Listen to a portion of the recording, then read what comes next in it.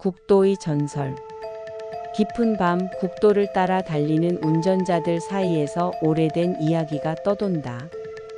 몇 년 전 생계를 위해 화물차를 몰던 한 할아버지가 그 국도에서 의문의 사고로 세상을 떠났다고 한다. 그날 이후 같은 길을 달리던 기사들은 후사경의 낯선 그림자를 보거나 라디오에서 정체불명의 목소리를 들었다고 증언했다. 사람들은 그 길을 피눈물의 국도라 부르기 시작한다. 비 오는 밤, 폭우가 쏟아지는 어느 여름밤, 한 젊은 기사가 짐을 실은 채 국도를 달리던 중이었다. 전조등 불빛 사이로 허름한 작업복을 입은 노인의 모습이 순간 비쳤다. 급브레이크를 밟았지만 차는 노인을 스쳤다. 떨리는 손으로 밖에 나와 확인했을 때 도로 위에는 사람도 피도 보이지 않았다. 대신 젖은 아스팔트 위에 붉은 눈물 자국만 길게 이어져 있었다. 무전기의 목소리. 다음 날 새벽 같은 구간을 지나던 또 다른 기사가 무전기를 통해 동료에게 연락했다. 여기 누구 있어? 화물차 길 좀 비켜주시오. 그러나 응답 대신 잡음 속에서 낮고 쉰 목소리가 흘러나왔다. 내 집 내 길 돌려줘. 순간 차량 안의 무전기에서 피가 흘러내리듯 붉은 액체가 떨어졌다. 휴게소의 목격담. 국도 근처 휴게소 주인 역시 알 수 없는 경험을 했다. 밤마다 화물차가 들어오는 듯한 굉음이 울리지만 정작 주차장은 텅 비어 있다. 어느 날 CCTV를 돌려보던 그는 등골이 서늘해졌다. 화면 속 주차장에는 낡은 화물차 한 대가 들어와 서 있었고 운전석 창가에 피눈물을 흘리는 노인의 얼굴이 선명하게 찍혀 있었다. 국도의 흔적. 경찰은 반복되는 신고를 조사하기 위해 사고 현장을 다시 찾았다.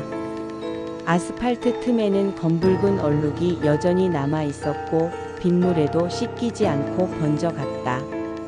형사가 그 위에 손전등을 비추자 얼룩은 마치 살아있는 듯 움직이며 도로 위에 글자를 새겼다. 돌려줘 내 마지막 길을. 트럭 동호회의 체험. 호기심 많은 트럭 동호회 회원들이 모여 심야에 그 국도를 달렸다. 처음에는 아무 일도 일어나지 않았다. 그러나 갑자기 차량들이 동시에 엔진이 꺼지고 전조등이 모두 소등되었다. 어둠 속 전방에 한 노인의 실루엣이 서 있었다. 그는 피눈물을 흘리며 손에 낡은 화물차 열쇠를 들고 있었다. 마지막 운송. 몇 년 전 할아버지는 병든 아내를 살리기 위해 무리한 화물을 실었고 그 짐을 끝내 목적지에 전달하지 못한 채 사고로 숨졌다. 그의 원호는 지금도 그 짐을 국도의 끝까지 옮기려 한다는 전설이 전해진다. 사고가 난 장소 근처를 지날 때마다 기사는 자신이 모는 화물칸이 이유 없이 무겁게 가라앉는 느낌을 받는다. 문을 열어보면 아무것도 없는 빈 칸. 하지만 곧 붉은 손자국이 칸 내부에 가득 찍혀 있다. 피눈물의 끝.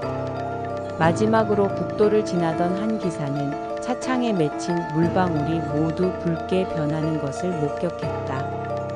그리고 전조등 앞에 선 노인이 속삭였다. 부탁하네 내 마지막 길을 함께 가줘. 그 순간 차는 통제 불능으로 달리기 시작했고 도로 위에는 또 하나의 불빛이 영영 꺼져갔다. 사람들은 지금도 말한다.